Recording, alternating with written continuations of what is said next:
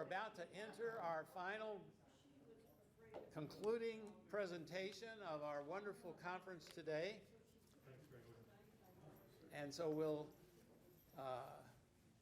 ask everybody to divert their attention up here, and it is my great honor to introduce our concluding speaker, who also happens to be the primary organizer of this conference. And he, in a sense, needs no introduction, but let me remind you of a few things. Robert Mueller is an independent researcher of all things St. Genevieve from the colonial period through to the present.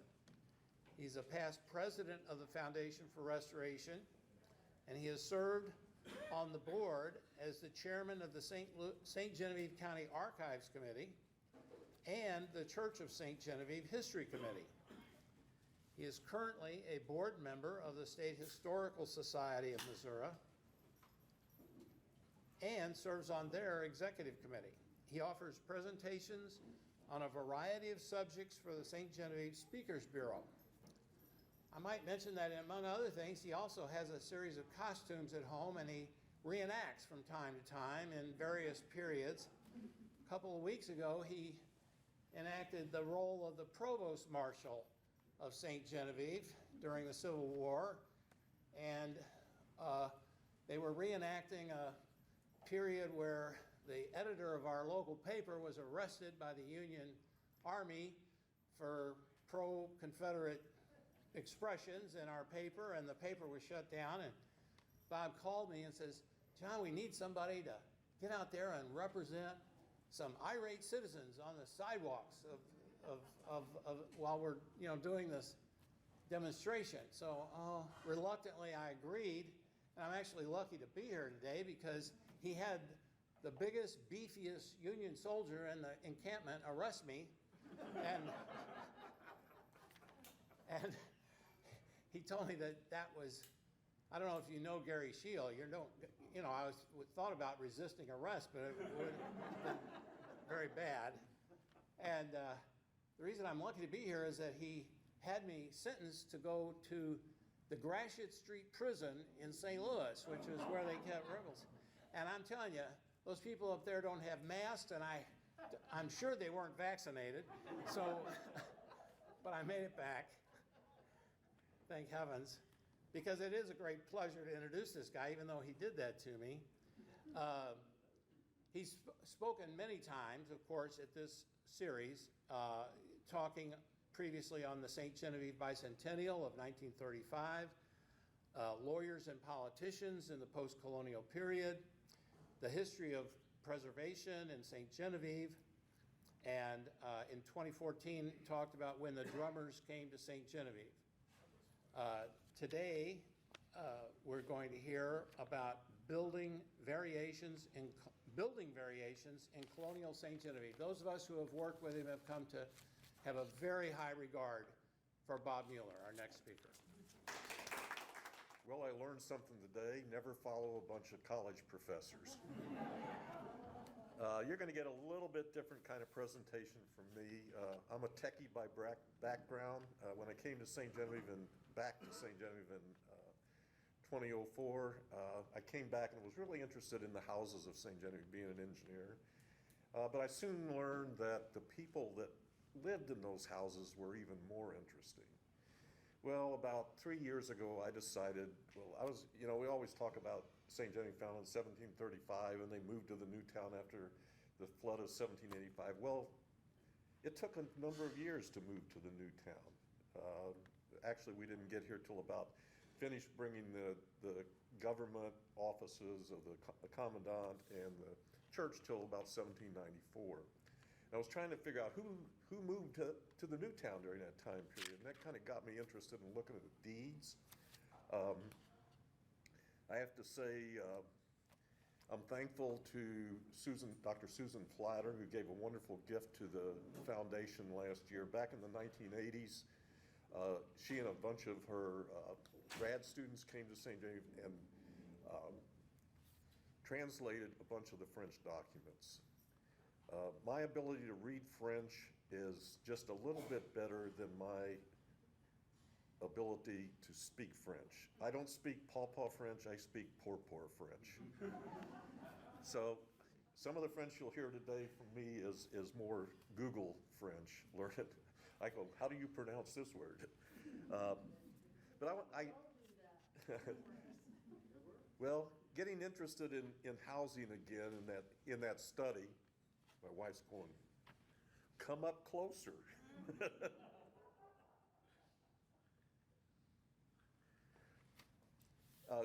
Coming back interested in the housing again, and you're going to get a lot of pictures today. You probably recognize all of these houses. I call these the show houses of St. Genevieve. This is what visitors are normally shown when they come to town.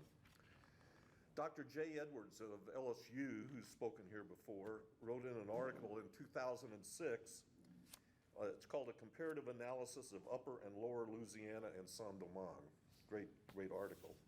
But he wrote, our portraits of the past are distorted by the unrepresentative nature of surviving standing structures, the dearth of good archaeological surveys, and the biases inherent in historical documents. We view the past through the differential survival of large and well-built structures at the expense of less well-built but far more typical ones. We envision a more elegant past than actually existed. Our generalizations are further imperiled by the historic invisibility of the vernacular. So when you look at these houses, I started looking at the sizes of them. You're going to get a lot of data today. When, being an engineer, they used to call me, where's the data Mueller? So, but all of these houses, but one, are over 1,000 square feet. The Beckett-Rabeau is the smallest at 835 square feet. So this is what visitors who come here think this is what it was like. So we're kind of bound by a couple of historical legends, information. This happens to be Victor Creoles in the 1790s. He did a journey in North America, and he published some pictures. And this was, he called it a French habitation of the Illinois country. It looks almost like the Beckett-Rabeau. You know, you got the vertical posts, the hip roof, the broken pitch on the roofs, the gallery all around. Very quintessential view of St. Genevieve. We also have, we talk about people that wrote about St. Genevieve. Our favorite, and who's often quoted, is Henry Marie Breckenridge, the young boy, 7 years old, that was sent here by his father in 1793 to learn French. And he only knew 2 words when he got here, oui and no. But later on, he wrote this book, and he described coming to St. Genevieve. He described the house that he lived in, which was the Vital St. Jean Beauvais house. And he wrote, the house of Mr. Beauvais was a long, low building with a porch or shed in front and another in the rear. The chimney occupied the center, dividing the house into 2 parts, with each a fireplace. One of these served for dining room, parlor, and principal bedchamber. The other was the kitchen, and each had a small room taken off at the end for private chambers or cabinets. There was no loft or garret, a pair of stairs being a rare thing in the village. So that's kind of what, again, what our image of Colonial St. Genevieve, and he's talking about the new town. Oops, went 1, 2 more. So when people come to town, they expect to see a lot more of these little houses with the big houses with the galleries and the hip roofs and stuff. Well, here's some other French houses that if they kind of wander out into the burbs, they might find. The Augusta Aubuchon house, Tim Conley's house, at Antoine Lallemandere, John Carroll's wonderful little 1828 cabin, Marie Laporte on Market Street, the Francois II house. Most of you probably don't recognize this one. Let me see if I can. This one here. Anybody know which house that is? Is that a Karen house on Billboard? No, that's actually Jim Baker's house. It's called the Francois II, and it's got the broken hip roof. Right now there's a big tree there. And I don't know if anybody recognizes this little house. It's a Boyer house, isn't it? Well, it's really the Antoine Tomier house, but they call it the Boyer house. It's on Boyer place on 10th Street. So, visitors may be able to see a few houses that are characteristic of the old French style. Now, would you say these are French houses? Especially like this one, and this one over here. Yeah, they're all vertical log houses. We have 26 vertical log houses in San Diego that we know about. 23 of those 26 are posts or sole, post-on-sill houses. The one down in the corner here is Bonnie's house, the Charles Leahy house. That's Joseph Goverill in the middle bottom, and on the left is the Joseph Seraphin house on Seraphin Street. So when I started, I wanted to kind of, went one too far. So the French were wonderful writers. When I go to the courthouse and look at deeds, modern deeds after the Americans came to town, they talk about the metes and bounds of the property. It's so many feet and at this distance and at this angle and all of that. Doesn't tell you much about what was going on the property. And the French really had two ways that they described land things. On the left, you see these what we call the long lots. They were called terres. And that's always, an agricultural lot is always called that. Town lots had a different name, terra, or an emplacement. So one of the things I concentrated on was what descriptions of town lots. In our St. Genevieve archives, and there are, which go back to 1757, most of them are written in French. They do go beyond the American period. But I found 252 documents that describe town lots, either the house or what I call the improvements, the bâtiments on the property. I tried to separate them into the old town and the new town. Were there differences? It's a little problematic for that time period, 1785 to 1794, but we did see some references that said the house or the lot was at La Fourche, the Farts of the Gabourey, or at Petite Côte, which was the original name of what St. Genevieve was called. When I went to the Newtown area, I kind of also included New Bourbon, which was founded about 1793. So we would think that the structures that were in New Bourbon are going to be kind of consistent with what the structures are in the new town of St. Genevieve. In those 252 documents, I found 161 deeds, 80 estate inventories, and estate inventories are one of the best things that we have in our records because, as one of our earlier speakers said, when a person died, they would require an inventory of the items, and they get down to utensils in a kitchen, property, what in the animals. They're just marvelous, and they can really paint the picture of what the life was like back then. We have 2 building contracts, very rare, where somebody actually made a contract to build. And then I also used the 1930s HAB documents, the Historic American Building Survey, because they had some very detailed drawings in those. I know you can't read this, but this is a deed, an early one. It says if you look at this little outset here, it says it was a house of post and ground, I think it was 25 feet long by 20 feet wide, floored above and below with timbers made of poplar and an earthen chimney. And some are a lot less descriptive than that, but there was one later, J.B. Moreau's in 1795 in New Bourbon, a house of Pitolster sole, floored above and below, partition wall, door with a window. I only saw that one time, really unusual. Covered with shingles, a barn of Pitol and Terre of cedar, 20 by 12. And by the way, these are all French feet, which is about 1.06 American feet or British feet. Covered with shingles, corn crib of Pitol and cedar, 20 by 12, covered with shingles. Garden, orchard of small fruit trees. The lot is enclosed in front by cedar post and another post parts with posts and perches of oak. that gives us a good description of that property, something you're never gonna see in an American description of property. So as I said, we had 4 building contracts.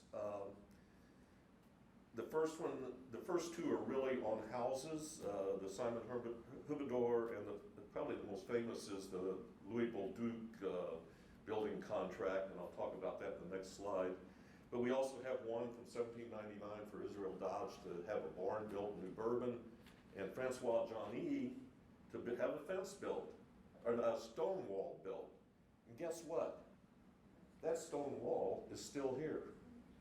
It was 100 foot long, and that wall is 100 foot long. So we got the contract for that wall. It was kind of interesting to me. Yeah.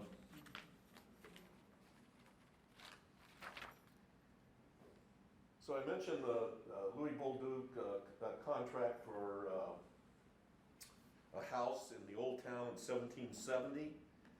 It was a house with a foundation, 26 by 21 feet, covered in shingles, floored above and below. The ceiling planks of cottonwood being 1 inch thick, and the floor being planks 2.5 inches thick. The said house shall have galleries all around 4.5 feet wide, which will not be enclosed with boards. I think if you see most of our show houses, the ceiling over the porch is filled in except for the Becket Ribaud where the air can circulate over the top. This is the kind of house he was going to build. Bolduc was to furnish to the contractor all the ironwork necessary. In addition, 2 men, white or black, to help with the work and their meals. What a great description of how a house was going to be built. This is a 1935, 38, sometime period in there, a Habs drawing of the AMaro House. By the way, the AMaro House was probably about 12 foot longer. Right now, I think it's the 2nd largest house in town, but it would have been the largest house with that addition on it. Also, the Vital Saint Jean Beauvais had a section on the north end removed, and it would have been much larger than it is now. But there's a whole bunch of drawings, sketches, pictures. Sometimes they write descriptions of things, but when you find it's kind of like a lot of things, it's what the people believed then, and subsequent research hasn't borne that out.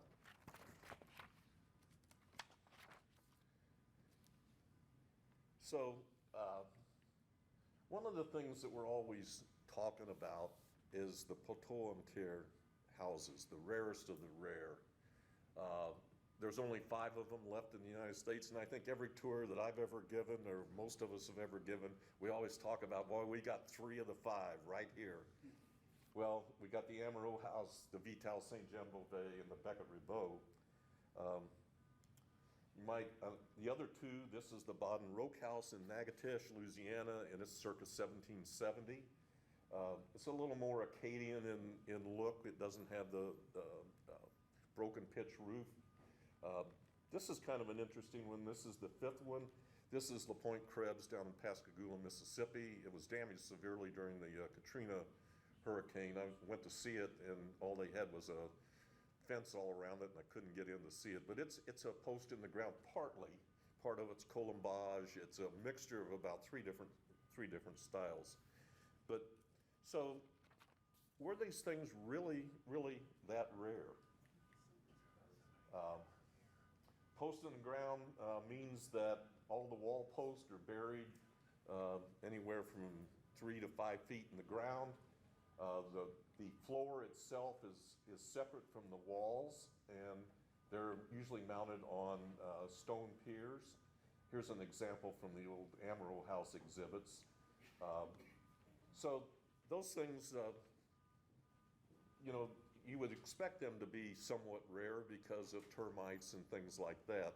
And we are blessed to, after 200 years, we still have 5 of those in the United States. But they weren't the rarest of the rare. In those deeds that I looked at, there was 160 post and ground houses. and made up the majority of all the houses in the two periods. In the Old Town, they had 89 of them I found that had sizes. The average square foot, when we look at the ones that are still here, they're like over 1,000. The average footage was 478 square feet. That's kind of like 20 by 25. That's the size of my family room. The smallest was 145 square feet, and the largest 1,235. So there were some big ones in the Old Town. Louis Robinet had the largest, 1,235. Other guys like Bernard Gipkins, our doctors, had one over 1,000. Nicholas Boyer, Pear, had one over. Louis Lasource. So there was a number of the more wealthy people that had larger houses, even PET or post and ground houses. So I looked at the new town. We thought, okay, they're all moving up here closer to the bluffs. They got access to stones, and they don't have to take them over a mile of the prairie to get there. We had 17 post in the ground houses identified in deeds, and their average size was actually 468 square feet. Now, I didn't count those great big houses that we have now, but of the other PETs. Well, I guess I did count them, excuse me. The 159 was the smallest, and the AMaro House was the biggest. The only other two that were over 1,000 square feet were the Vital Saint Jean Beauvais and the Jean-Baptiste Morel. By the way, I cut this off at 1804.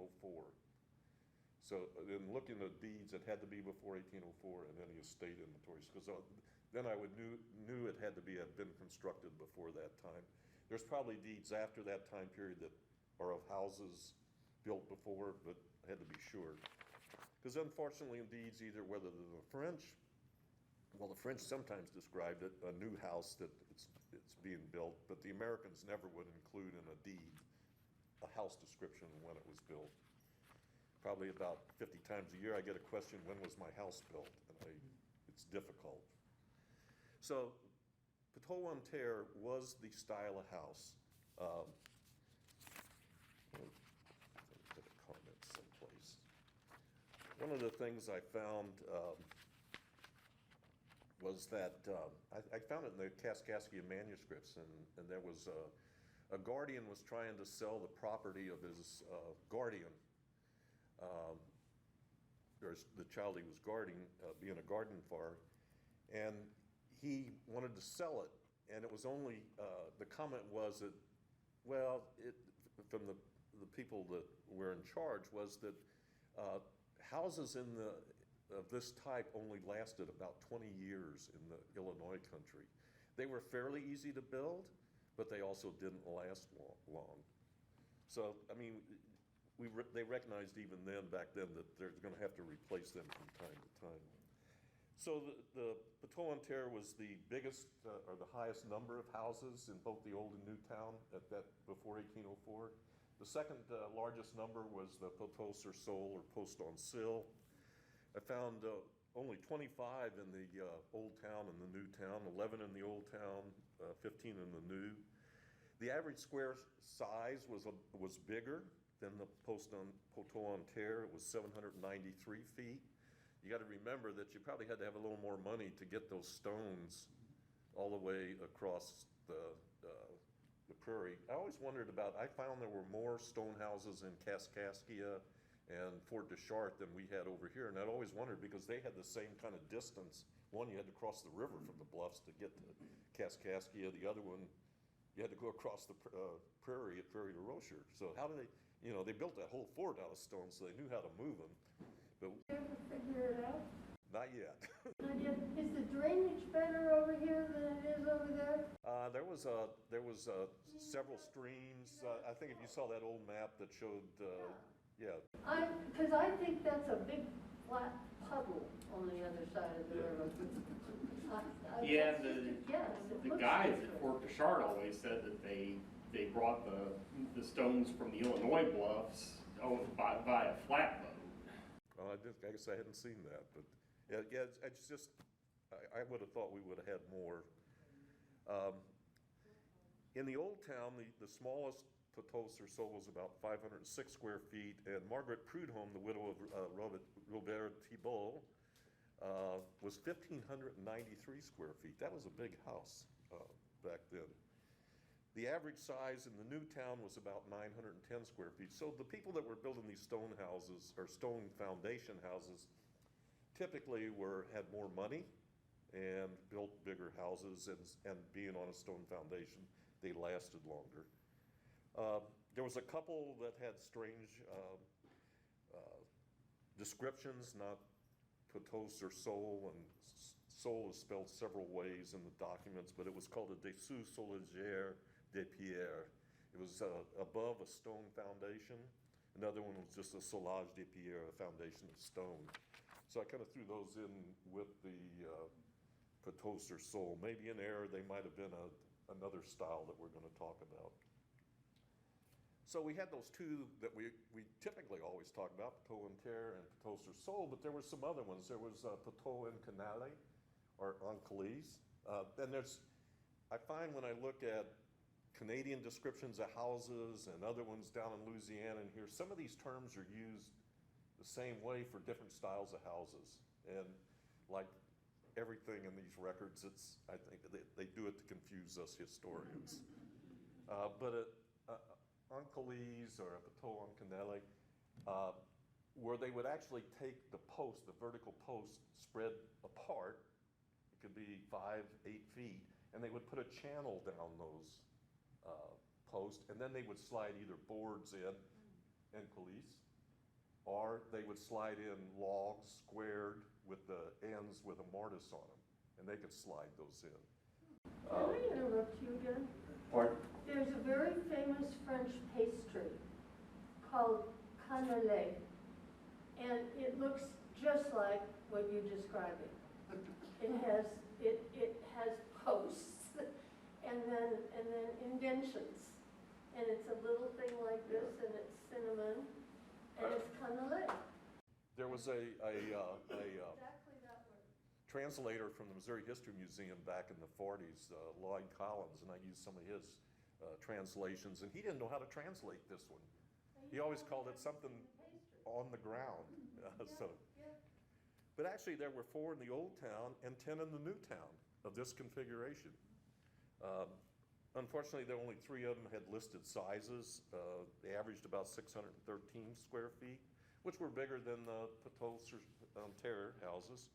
And one of them was as large as 944 square feet.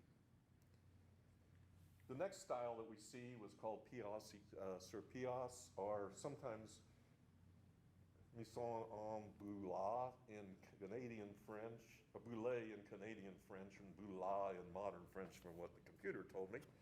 But these are more like the American styles of houses. The one on the Piaz, there's only one of the Piaz sur Piaz mentioned, and this is like hewn logs, and they're jointed at the corner like an American log cabin. This Misono Kalumbage is more like an American style cabin. Typically a boulage means a house with holes. I don't know if you've been to Europe, but you see like in Italy, if you're looking at a multi-story building, they got holes half interspaced up and down the building. Is for scaffolding. But they kind of use that same term with an American log cabin style because it was a house with holes between the logs that you had to chink. And surprisingly, we had 10 of those, all of them in the new town and in New Bourbon. And I started thinking, well, why is that? But I think we had more of an English influence in New Bourbon. When Pierre de Halt de la Souce de Louisière started New Bourbon, he was trying to get Frenchmen to come from Calopolis, but he didn't get a bunch of them, so he tried to get some Americans. In the 1797 census of New Bourbon, there were 7 Americans in New Bourbon, 28 at the Saline in the surrounding area. And those Americans would have been more familiar with the log cabin, traditional horizontal log cabin style. Now, I did find in the Kaskaskia manuscripts, there was back in, I think, 1743, there was a building contract to build a horizontal log cabin. At least that's how you described it in the... And I probably, when I didn't know what it was, I just put exactly what word for word, Yeah. even if wasn't something I knew was a way of building a house. But I thought that was interesting. It was a French name, by the way, not an American name or British name. Our next style was probably our least frequent one. It's called a Misono Kalumbage. And it's more like the kinds of structure you would see in Europe, widely spaced vertical posts with things filled in between.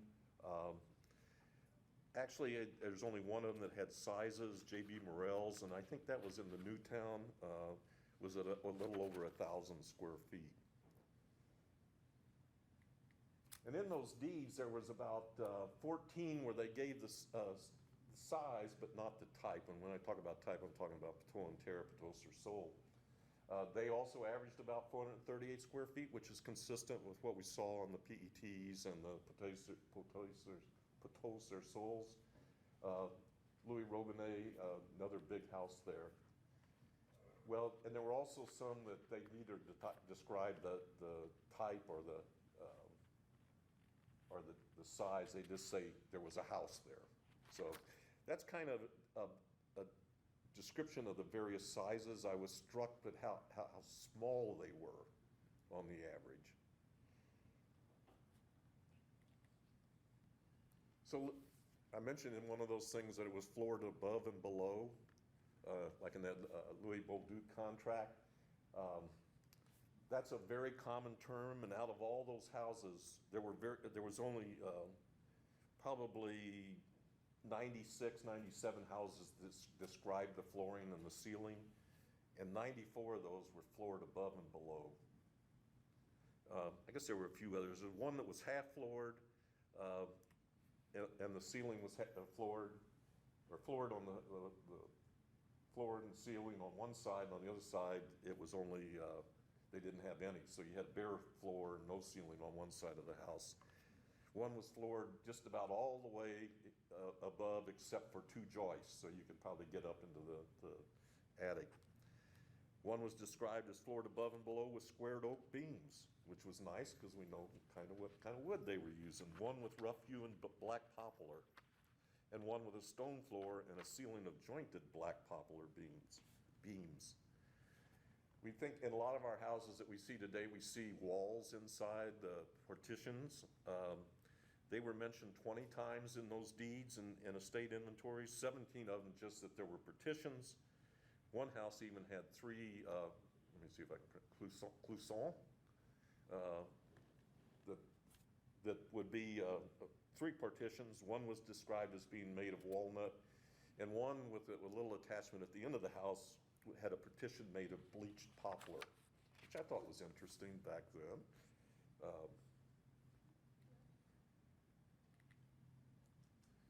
Roofing, obviously important. It was mentioned 131 times. Thatch was mentioned only once, chaume. Bark was mentioned only once, and something called maran, which are long boards, 3 to 10 feet long. I think Charles Peterson said they could even be 12 foot long, and these are just like a very long shingle that would be put on top of the house. The shingles were by far the most frequent roofing. They're called Bordeaux. They were listed 125 times. I'm going to tell you later that thatch and bark is used also in other types of buildings, but when it came to houses, it was shingles. And that's what's so interesting about the AMaro House. There's a lot of thought that this 1792 house was thatched based on the presence of what looked like thatching strips still in the attic. I found one really unusual note. Nicholas Boyer Père had shingles in a checkered pattern. little artistic beauty in the old town. The other thing that we always talk about, whoops, let me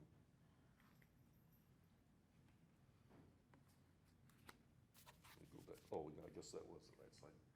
We always look at our houses, we got these galleries either all around or in front and back. Galleries are only mentioned 6 times in all of those deeds, in the building contracts. They were, I think only twice did they actually say all around the house. 3 times, oh no, 3 times all around. 2 were in front only, and 1 just said galleries plural. The size, we saw that in the Bolduc-Boulay contract, 4.5 feet. There was another one that was 4 foot wide.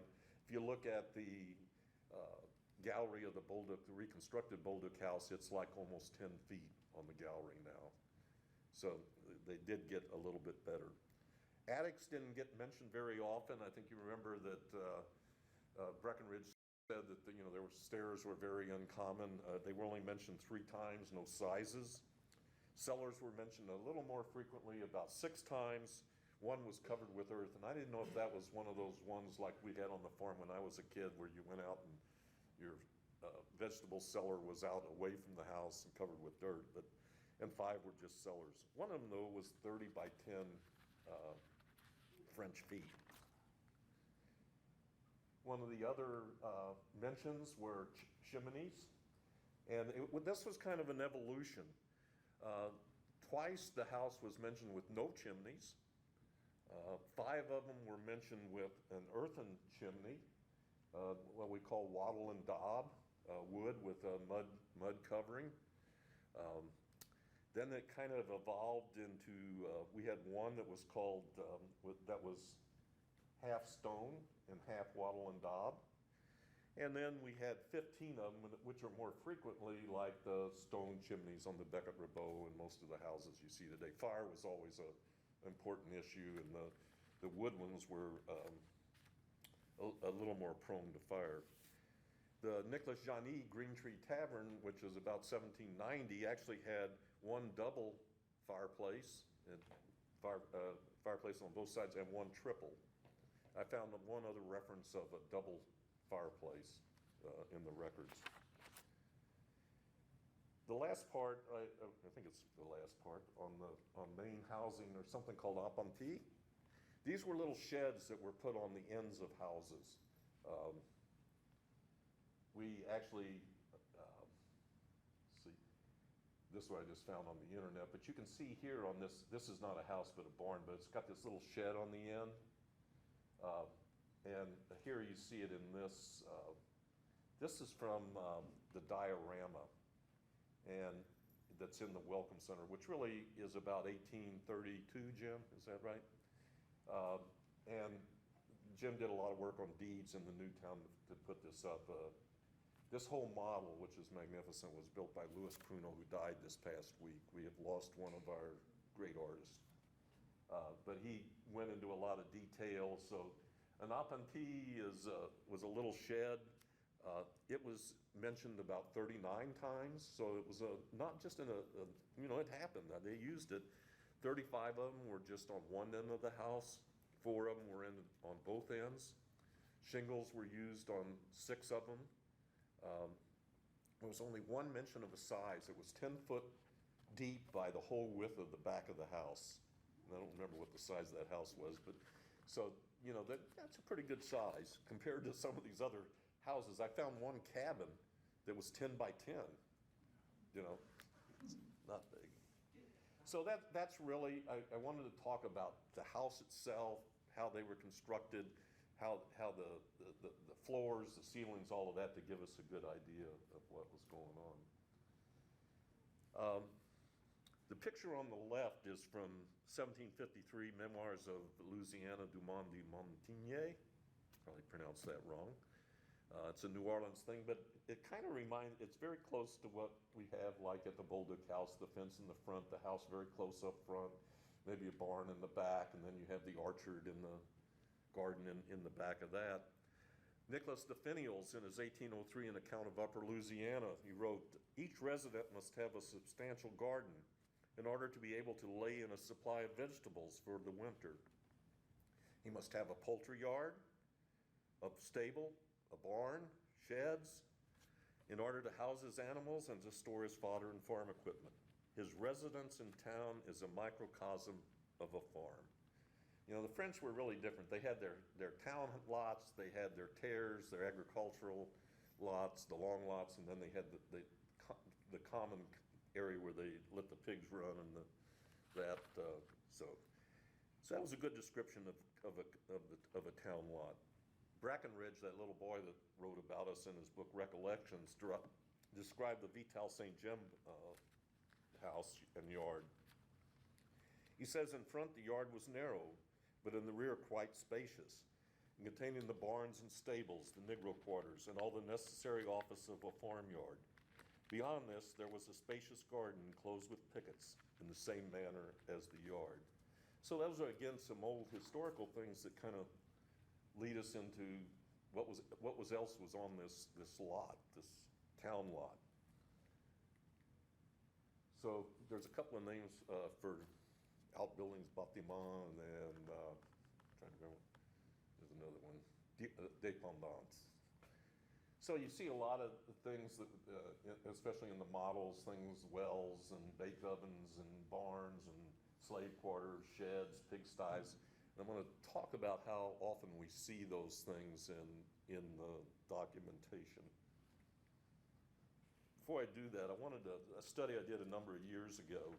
Outbuildings are precious, but we have very few of them anymore. Even in St. Genevieve, I did a study of 1911 compared to 2011 in 6 blocks in the downtown area using the Sanborn maps. This is the 1911, and all these little things in the yard are outbuildings. I think there was over 105, and by 100 years later, only 15 of those still existed. And so when we have our show houses, we don't see many outbuildings in those houses, but were they there back in the old days? And that's what I was trying to when we did this study, is to try to determine what kind of outbuildings and what. Ovens. During the pandemic, I did a lot of work on something I called the ovens of the Illinois country. I haven't published it yet, but using documents. Did St. Genevieve have a communal oven? Did we have master bakeries? Whatever, how often were ovens mentioned? And I looked at, with Laurie and Margaret's work, what was going on in Kaskaskia. So ovens were very popular. I always said when they said their prayer every morning, give us this day our daily bread, the French really meant it. They wanted their bread. So ovens were mentioned about 35 times in our documents. The undefined type of construction, about 15, and 16 of them were described as four and terre, which meant an oven of earth. And they're very typical. We always talk about the ovens of Quebec, the very unique style with the roof on them. You could also have different kinds of sheds, but they had a very peculiar shape. And I really would envision that's kind of what we had here, since we had mostly French Canadians that came down and inhabited our town. We actually had 2 with brick, and that surprised me. One of them was in the old town, and I had to finally start looking about when did we get bricks, and how did they get them here? And I think the first brickyard I saw was after 1800, but this was Roche Blob's lot in the old town, had a brick oven. I don't know where he got them. Maybe they did come upriver on a ship. We did not have a master baker, and all the descriptions of people like Fort Deschard had Nicholas, I'll probably pronounce this wrong, Pertuis, That's good. and Kaskaskia had Philippe Lachenet, were master bakers. We don't see any of that in St. Genevieve records. So ovens were very popular. I always imagine, you have to fire them and get them warm, and I imagine the ladies of the town all getting together and gabbing about everything around the oven as the bread's baking, and singing songs or telling stories as the French did.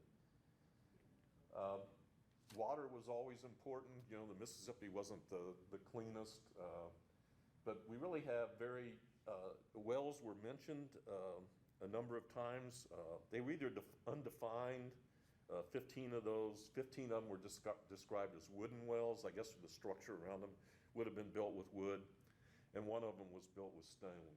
We actually have one that we know was from the early parts of the New Town, time period of the New Town, and one that we say it's an old original well.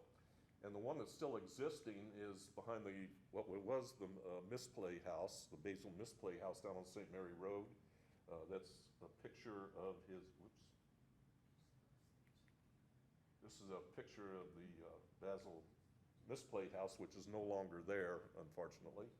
And the other well that we think is original is in the backyard of the Jacques Board House where many of you were at last night.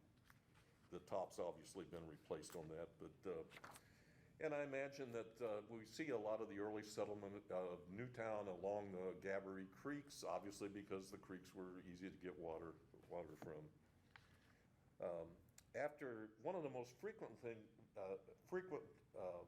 improvements on a lot that were mentioned were barns and stables. The barns were mentioned 116 times. Remember, we're an agricultural town. They were typically fairly large. 41 of them gave sizes, and they averaged 821 square feet. So you have the houses that average like 500 square feet, and the barns are 860. They had 14 of them that were over 1,000 square feet. Shingles happened to be the most popular covering. They didn't always list the roofing, but we did see 3 with thatch, which kind of surprised me. 6 with straw, and they differentiated between the two. I'm not sure, they use different words, shawm and P-A-I-L-L-E for straw. I'm sure with all the wheat they grew, they would have the availability of straw. I don't know what kind of material they were actually using for thatch. Was it river cane, small river cane, or other things that grew in the area? And also there was one barn covered with bark, because that was readily available. 2 of them were made of cedar post. 1 was of that inconstant configuration, and 4 were described as poteau and terre. Stables and cow sheds are a little bit different. A table is for a stable, is for a cow shed, and an écurie is for a horse stable.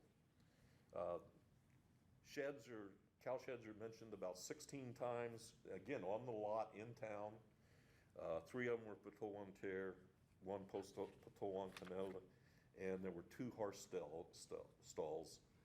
Again, we start seeing, these are not the prominent structures on the facility, so we saw 3 covered in straw, 2 in bark, and 3 in shingles.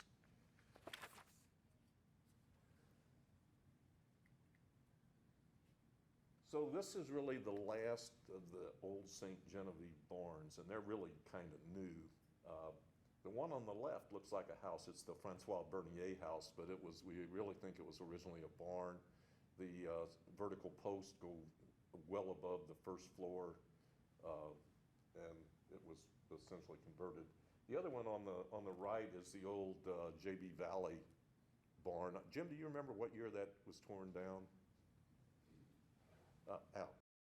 I was out shoveling snow on my porch, and all of a sudden I heard this loud crashing sound, and I looked over and you could just see the snow coming up. So it was the snow that tore it down. Yes, we can remember about that. And it would have been 1980, I'm thinking 89 or 90. Yeah. Again, those kind of structures don't really survive modern. So I didn't see a lot of things, they grew wheat was their predominant crop. Where did they store the wheat? I only saw one building referred to as a granary. I assume they stored it in the barn or some other, I just couldn't figure that out. But we did see cabane May, corn cribs. There were 69 of those in the records. 61, they didn't say what type it was, but the ones they did, 2 of them were poteau en terre, 1 en bois, and 2 en canali, or 5 en canali. Again, these were fairly small, less than 300 square feet. Most of the time they were covered with shingles, 1 time with straw, and twice with no cover. I bet that didn't protect the corn very well. Another improvement was the chicken house. that they'd find on the poulier. And those were mentioned 57 times. So the French loved to have their chickens. Only 10 of them had defined sizes. They were always rather small. I think the average was under 140 square feet. 2 of them were described as like the log style that you see, and the other one was on Canale, where you see that it could have been, well, that one is looks more like a pias sur pias. But again, they were covered with shingles, 2 with bark, 1 with thick planks, and 1 with no roof. So again, shingles were the roof covering of choice. We saw a few references to slave cabins, 17, 5 of them with sizes. The average was about 330 square feet, with the biggest being about 907 square feet. 3 were shingled, 1 had bark, and I only saw 1 reference to chimney. That doesn't mean, when I'm giving these figures, it doesn't mean there were other houses. This is the sampling that we have. One of the things I saw in those descriptions, many of them had the word mauvais in front of them, bad. A lot of them were falling into ruin, but that was not only for slave cabins. We see that in the description of houses, description of barns. Again, the deterioration that would happen over time to these structures. Another thing that they would see on lots are a shed, a hangar. Again, there was about 13 of those that we saw, 3 of which were falling into ruin. 1 was that post on Canale. They were averaged, again, kind of 250 square feet. They did use different coverings on these. I found 3 with bark, 1 with maran, which are those long boards, and 1 covered in the shingles. But we see these little sheds used as different things. 1 served as a shop, like a boutique. 1 was a workshop. And the only reference I found to a kitchen was in one of these sheds. I mean, we always talk about the out kitchens, and I'll mention that a little bit, but that's not something we see in the records. We see the word kitchen, but it's always with kitchen implements, pots, pans, utensils. That's gonna so it's the kitchen inside the house. Did find 1 in the old town that enclosed a pottery furnace. So that's kind of surprised me. People have asked, when did they start making pottery here? And so we know who the potter was, and another had a furnace for lead. The French also had pigsties. They did let their pigs roam in the commune area, but they did have, some were mentioned on town lots 4 times. The size was small, 189 square feet. 2 were covered with shingles and 1 with rough-hewn logs. I'm sure that the Colonial St. Genevieve, either the old town or the new town, did not have a pristine smell. The cattle, I've always heard that the stockades that are the enclosures around were to keep the animals from getting in, because they let them roam the streets, and probably that's one of the reasons why. Jardin and Vergers were mentioned frequently. Again, talking about Henry Breckenridge, he tells us about the Beauvais garden. He says it was indeed a garden in which the greatest variety and the finest vegetables were cultivated, intermingled with flowers and shrubs. On one side of it, there was a small orchard containing a variety of the choicest fruits. So we see gardens mentioned about less than 20 times, 19. There was only 1 mention of a kitchen garden. It was in a description of where a lot was in the old town. And they always described it was on one side, it was the land of Joe Blow, on another side a different one. But this one was across the street from the Valley garden, kitchen garden. So we know that they had them. Orchards were mentioned a little more, 35 times. St. Genevieve was famous for its apples. We see in the Spanish records of apples being sent down to the governor of Louisiana as a gift several times. 1 orchard was described as having apple trees. Another had apple and peach.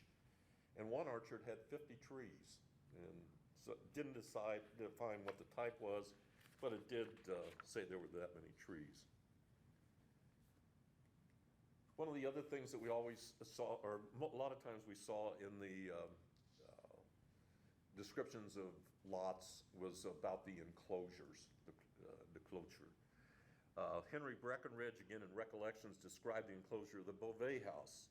He said the yard was enclosed with cedar pickets, 8 or 10 inches in diameter and 6 feet high, placed upright, sharpened at the top in the manner of a stockade fort. So now that's what we do. We build stockades all around. Well, was that really what happened all the time? That they were all enclosed? There was, I think enclosures were mentioned 76 out of the 260 some documents I looked at, 62 in the old town and 14 in the new. Undefined, about 35. Enclosed all around was only 29 of those 60 or 76. Enclosed partly 6 times, no enclosures. I saw 2 of those in the old town. And this is where you really get into a lot of differences of building styles and materials. We saw 3 encolures, 5 with just stakes, 1 with perches. A perch is a rail, so you're starting to see a little bit different rather than these vertical posts you're seeing horizontal fences. 1 was partly perch and partly post de bow, which would be post planted. And 1 would just said post, and then I love this term, and it would say as they are planted, so that we knew that they would be a vertical post. So we had a variety of styles. If you wanted to see, actually in this picture, you can see 3 of the styles.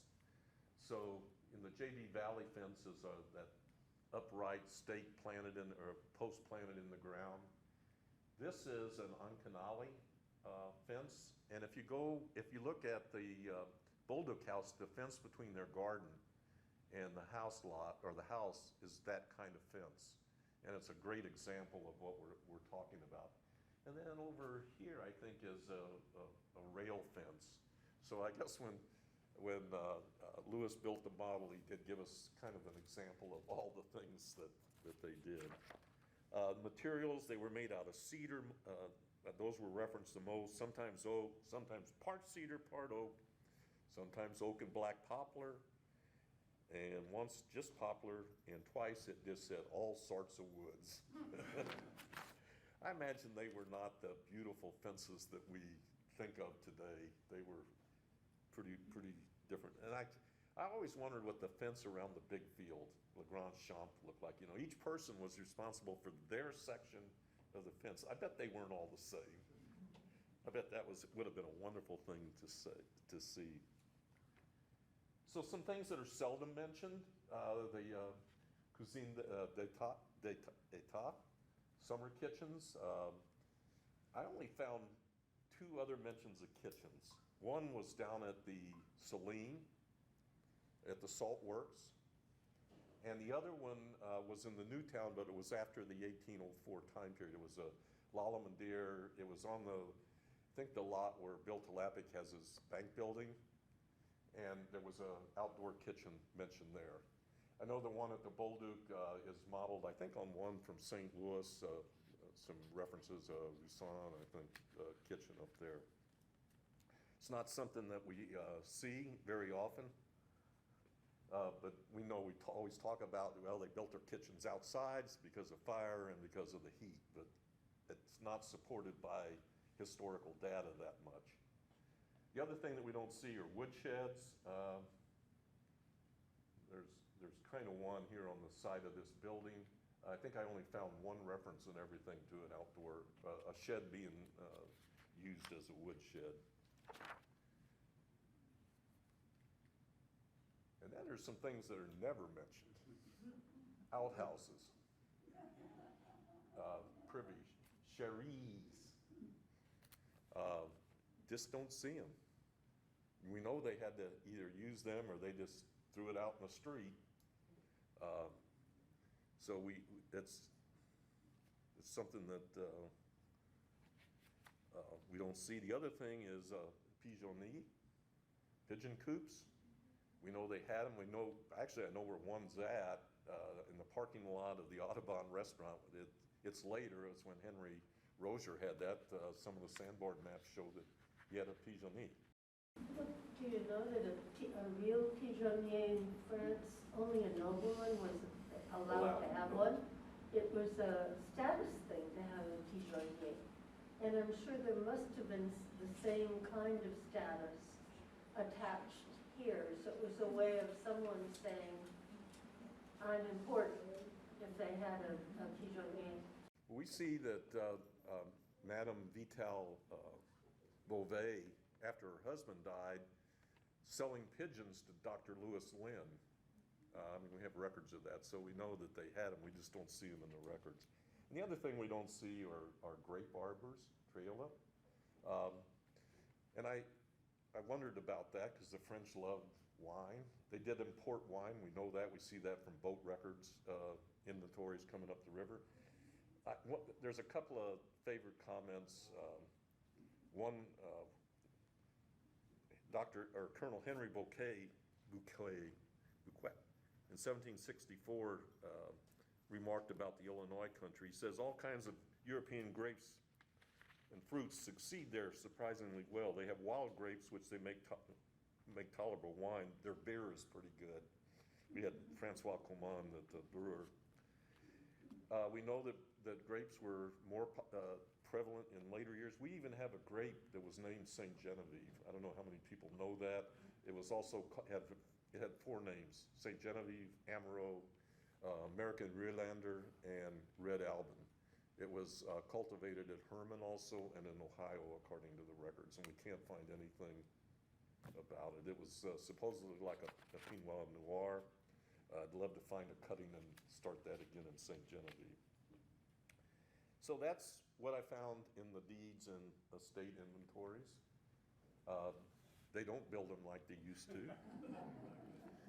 We do tend to describe the past on what exists today.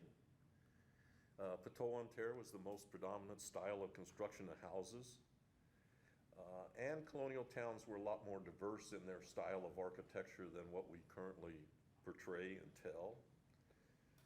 I think we have adopted a cookie-cutter approach to describing our architecture. We need to be a little more inclusive in our descriptions of some of these other styles of houses, and especially the outbuildings. I think that's an important thing that we need to talk about when we talk about colonial St. Genevieve. I think I learned that most of the houses were significantly smaller than what exists today. And I think what I appreciated the most was that the deeds and estate inventories in our archives are the wonderful tools to provide a better insight into the daily life of the people that made St. Genevieve. Most of all, I've developed a greater appreciation for those French notaires and officials who wrote these documents. They're wonderful. Thank you.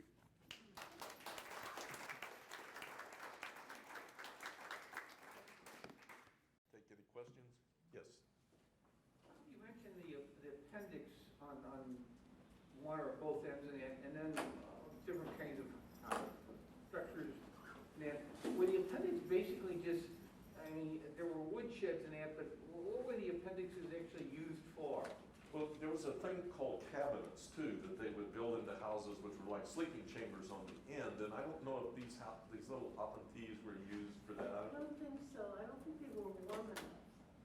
Yeah, because you don't see chimneys. You wouldn't go outside to sleep, Yeah. unless you're crazy. But I think they were just things that people didn't want in the house. Either they were dirty or hard to clean, or They might have had bare maybe floors. tools, Yeah. yeah, but they certainly don't want anybody to walk off with them either, would be my guess. But I've not found a description in the documents of what was put in them at all. Again, this is a sampling, because we don't have all the extant deeds and estate inventories. I wish we did, but this is a better look at what we had than we had before. Sometimes in the inventories, when we're doing estate inventory, the order, it's just a list of stuff, sometimes with a value on it. And you can tell they're walking around the end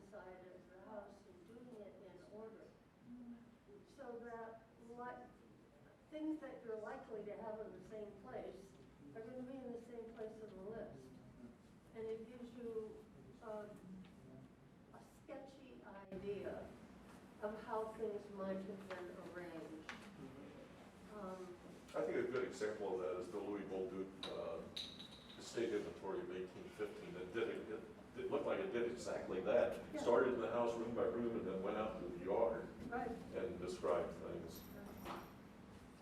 I've gone through records at the Historical Society of Cape Girardeau of St. Genevieve. Are they complete? It doesn't seem like there's enough there. What do you mean? They're never ever complete. Okay, so I need to look further, maybe up here. Well, you could. I mean, we see stuff from other places in our records. I would also look up down in St. Louis. I mean, there's so many St. Genevieve records at the Missouri History Museum. I wish we had it here, but we have more for like Farmington and Perry County here because they were part of the St. Genevieve district. I don't know that there'd be much in Cape Girardeau. You should, though I did find 2 deeds, or 2 concessions, one for JB Valley, 3 actually, one, and Louis Bolduc and Simon Herbedeau for down at La Cipperie, below Cape. It's about 20 miles. They got some land grants there in 1788. But you should look at the Spanish records, I think, because Cape Girardeau is going to be more in the Spanish period than in the French period. But I've been going through the ones for St. Genevieve. It doesn't seem like there's enough there of what they have on microfilm. You must have more. No, everything from our archives is on Is microfilm. it? Okay. Yeah, and we still have the documents there in our courthouse, but they were microfilmed by the State Historical Society in the 1780s or 1980s. So they pretty well have them. Yes, yeah, yes. Would guests, or if you had workers or whatever, would they normally, if they were there, would they stay in the main house? Would they stay in an outbuilding? Would they stay in one of Yeah, these? 'cause I don't think there's any records of that. I mean, they always talk about the French having parties in their houses. You know, they move the furniture aside and have a dance or that. I think people just stay with it's a lot different than what we think about now. They would just wherever they could sleep. I know that at the MacDonald house, they talked about, the guys there talked about how when he would have get-togethers, that except in the winter, they'd sleep on galleries. You could do that. And we had Water, too. we had an inn here in the new town with the Green Tree, the Nicholas Johnny house, that it's documented that people, visitors would stay there. Read Breckenridge Recollections. The first part, he kind of describes coming to St. Genevieve from Pittsburgh, and he talks about some of the places he slept overnight. Just families that he met along the way. So I think they just kind of did what they had to do when they got there. Yes. Bob, did you find a correlation between the size of the slave quarters and the number of slaves? No, I didn't really look at that. I'm not finished looking at the number of slaves. We know from church records who owned slaves when they were by based on baptism, but we haven't been through the archives yet on slave sales, the state inventories, and that sort of thing. It's the next part of our project.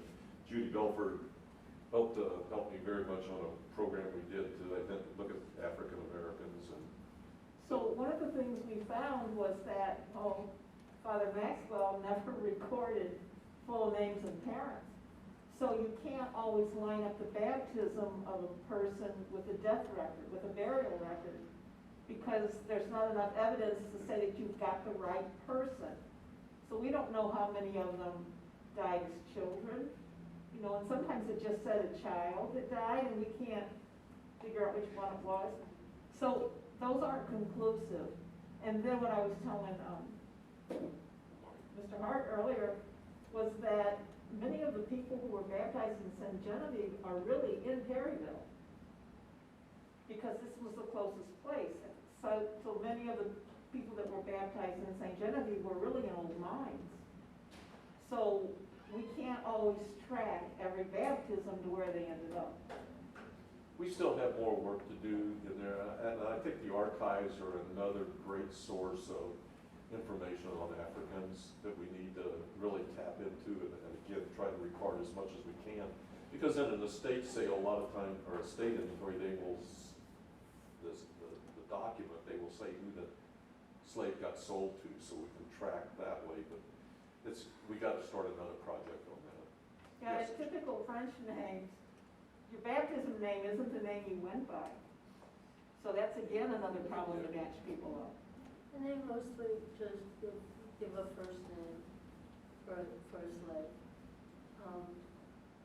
Sometimes they want, because a slave is property, they want to tell you old or young or childbearing age. You'll get a detail that maybe in another sale you could do some arithmetic if the name's the same. But it's going to be very hard to track. But at least if we can get the data all in one Yeah. central location, it will have a better shot at it. John?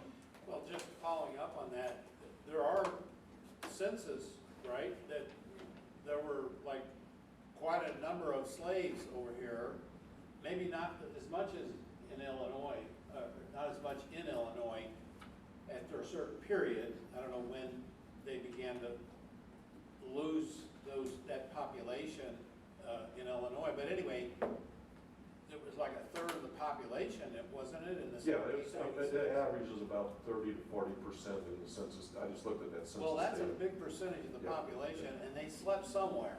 Yeah.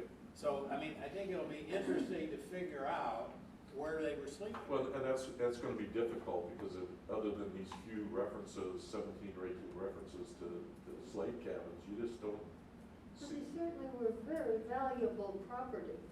And they weren't going to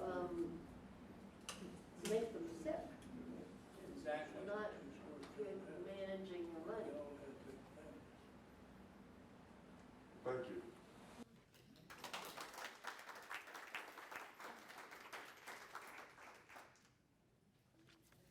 Okay, just a couple of things. We'd like to give a special thank you to Janet Leonard, Mary Niehoff, Jan Frick, and Sarah Menard in the back for taking care of our breakfast this morning, putting it out, also putting out our lunches. You know, looking at the way the lunches were organized, that was not a simple task, so we appreciate that.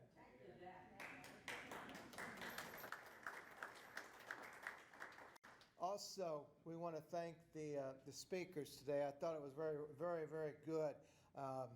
You know, I learned a lot today listening to all of you, and that's very appreciative. You know, the foundation and those people here, we really appreciate you coming and sharing your knowledge with us. Thank you.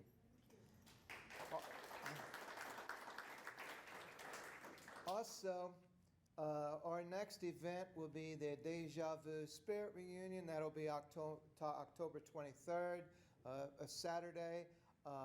It starts at 5 o'clock in the cemetery, Memorial Cemetery, of course, and we're really looking forward to that. We have nearly 25 spirits lined up, and we're working on something prior to the reunion, just a little bit before that, which will be a little bit different. Hopefully we can work that out.